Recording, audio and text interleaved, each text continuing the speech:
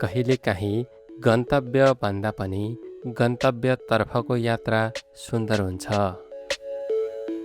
मनमा केही उत्साह, आँखामा केही नयाँ दृश्यको प्रतीक्षा र साथमा प्रिय मानिसहरू। यस पटकको गर्मी बिदामा यात्रा सुरु भयो बुसानतर्फ। 이번 정류소는 구례역입니다.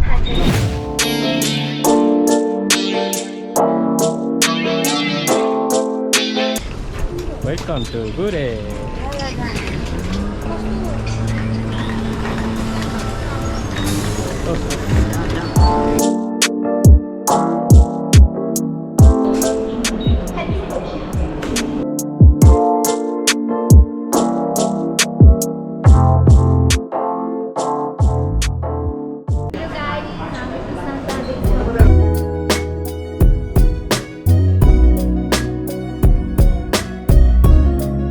बस मेट्रो हुँदै हाम्रो हवाई यात्रा सुरु हुन्छ गिम्पो अन्तर्राष्ट्रिय विमानस्थलबाट।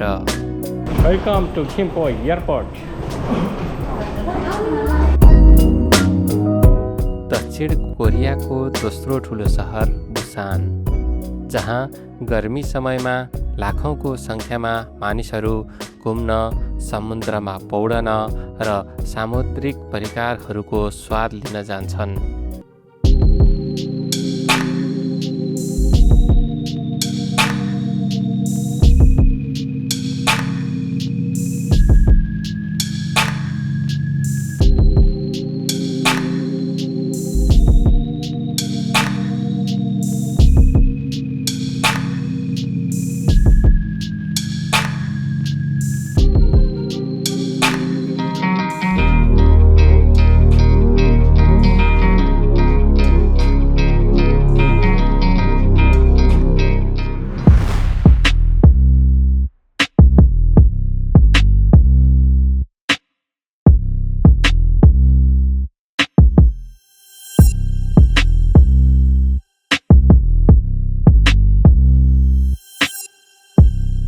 Light 3, 2, 1.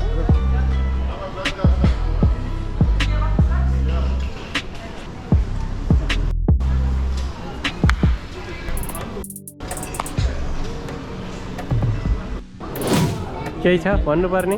भन्नुपर्ने केही छैन। अहिले हामी ट्याक्क लागेर बुसान खिमे खोङाङमा आइपुग्यो। अब हामी रमाइलो गर्न फेरि अब हेउन्डे हेसु एक्जामतिर जान्छौँ। मलाई चाहिँ एकदम रमाइलो लागिरहेको गाइड। मेरी मायाले मलाई झोला बोक्न नि दिएको छैन, लगेज बोक्न नि दिएको छैन। फुटुङ गर्दै यिनलाई यति रमाइलो लागेको छैन कि मलाई त केही नभएको भन्छ।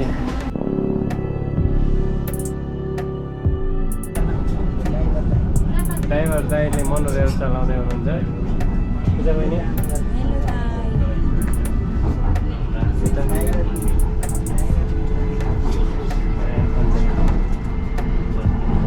यहाँ सन्तोष सर एन्ड कारे दाइ। किम्हेबाट मेट्रो चढेर हामी हेउन्डेतर्फ लाग्यौँ।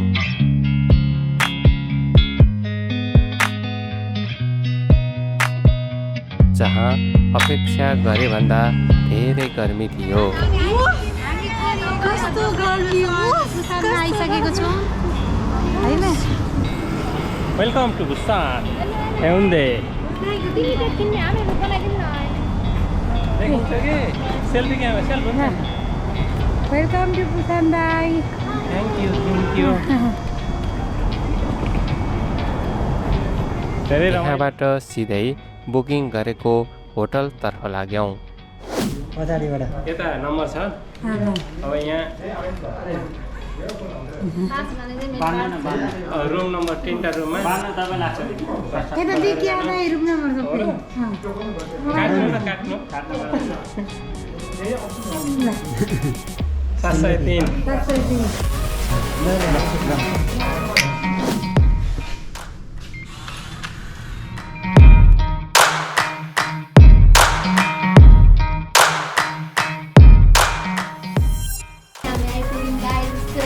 लगाइराख मलाई गुरै छु हिरो नि आउँदा टोपीले मुख ढाकेर हेलो गाइस हेलो अब हामी फादा जाँदैछौँ दिस इज काले दाई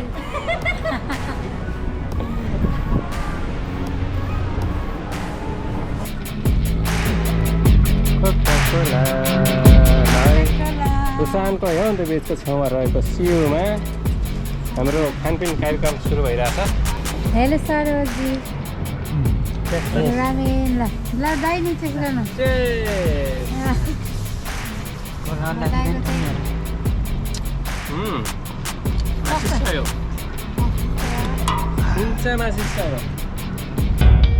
एकछिन आराम गरेपछि हामी समुद्र किनारतर्फ लाग्यौँ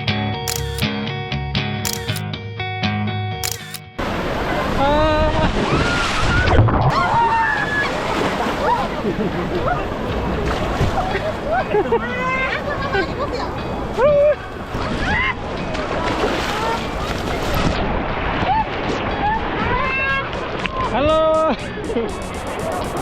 Keep enjoy.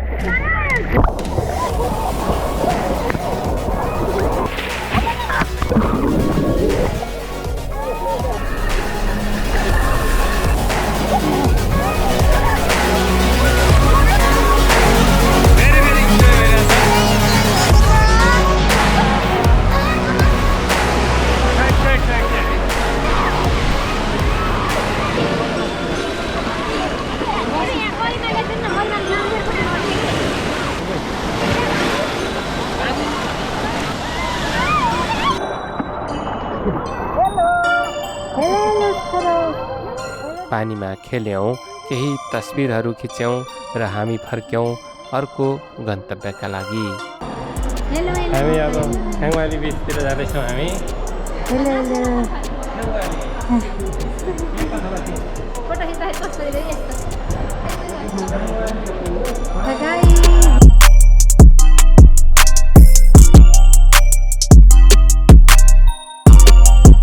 सहरका बत्तीहरू र समुद्रको सतहमाथि खोङवाली ब्रिजको उज्यालोले बुसान ख्वाङवाली सिँगारिएको थियो हामी सनराइज हेर्नको लागि भनेर खाजातिर जाँदैछौँ तर खै भिजिबिलिटी कस्तो छ गुगल पनि गरिएन सिधै हिँड्यो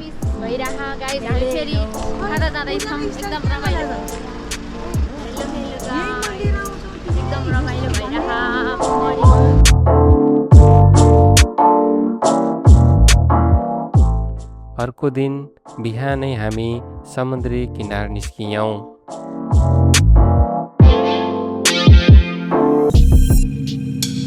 सहरको भिडबाट केही पर हाम्रो यात्रा अब अर्को गन्तव्यतर्फ यहाँ चाहिँ हुनुहुन्छ हाम्रो दाई आफूलाई चाहिँ काले दाई भनेर चिन्नुहुन्छ आफैले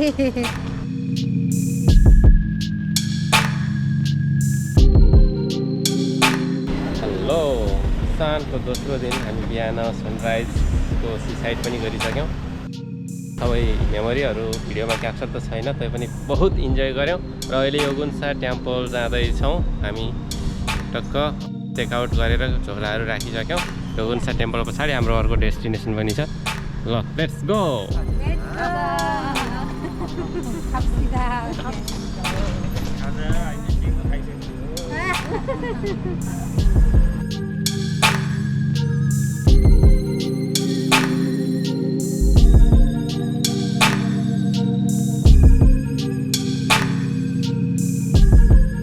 हेउन्डे स्टेसनबाट 1001 नम्बरको बस चढ्यौँ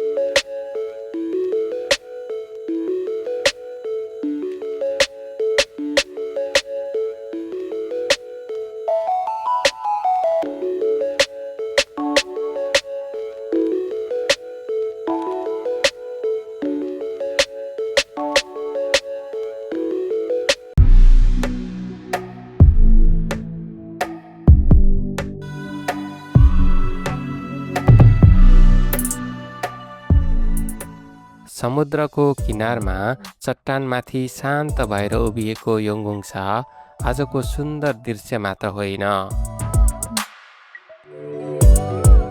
करिब 650 वर्ष लामो इतिहास बोकेको एउटा तीर्थस्थल हो।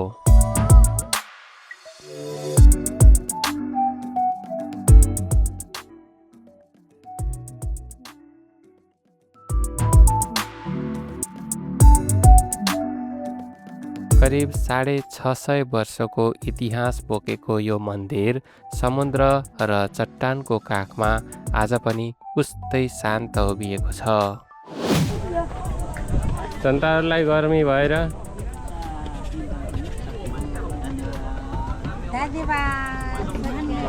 अब हामी यहाँबाट फर्किन्छौँ। एकदम राम्रो ठाउँमा आइयो, घुमियो। तपाईहरुले भिडियोमा देख्नुहुनेछ युट्युबमा। एकदमै धेरै रमाइलो भयो। रमाइलो भयो। कस्तो भयो ल?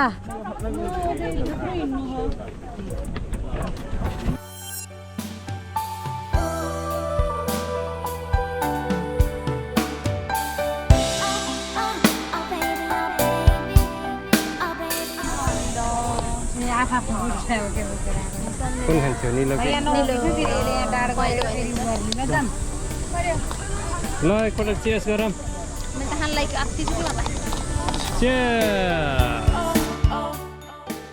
शान्त र मनमोहक दृश्य आँखाभरि कैद गरेर हामी फर्कियौँ।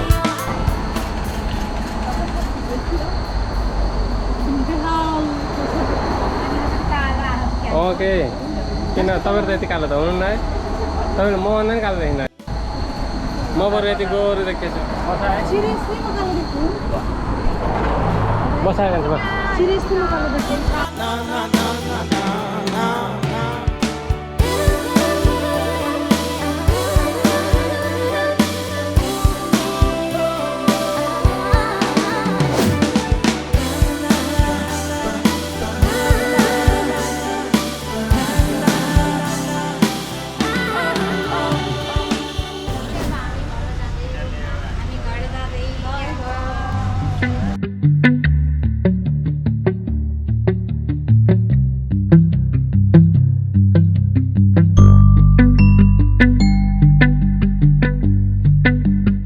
बुसान स्टेसनमा नेपाली खाना खायौँ।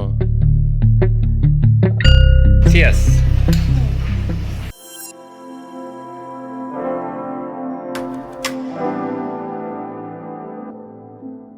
गर्मी अत्याधिक थियो, एकछिन डुलेर क्याफे छिर्यौँ।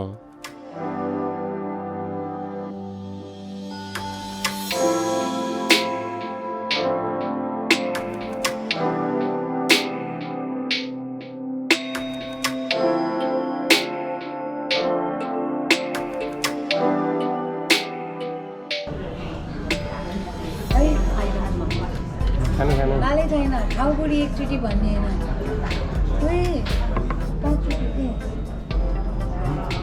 बुढी खाऊ एकचोटि होइन यो के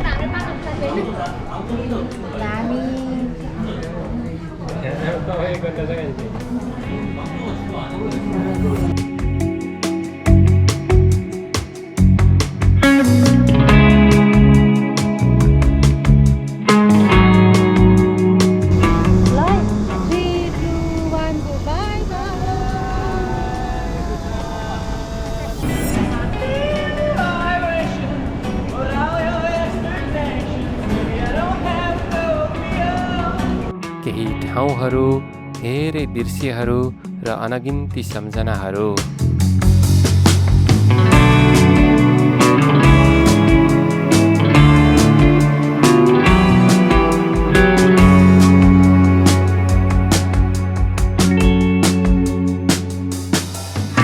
बुसान छोडेर फर्किँदै गर्दा मनमा एउटै कुरा आयो, यात्रा सकिए पनि यात्राले दिएका अनुभूतिहरू कहिल्यै सकिँदैनन्। सायद त्यसैले हामी फेरि अर्को गन्तव्य र यात्राको प्रतीक्षामा छौँ। जीवन यात्रा त हो,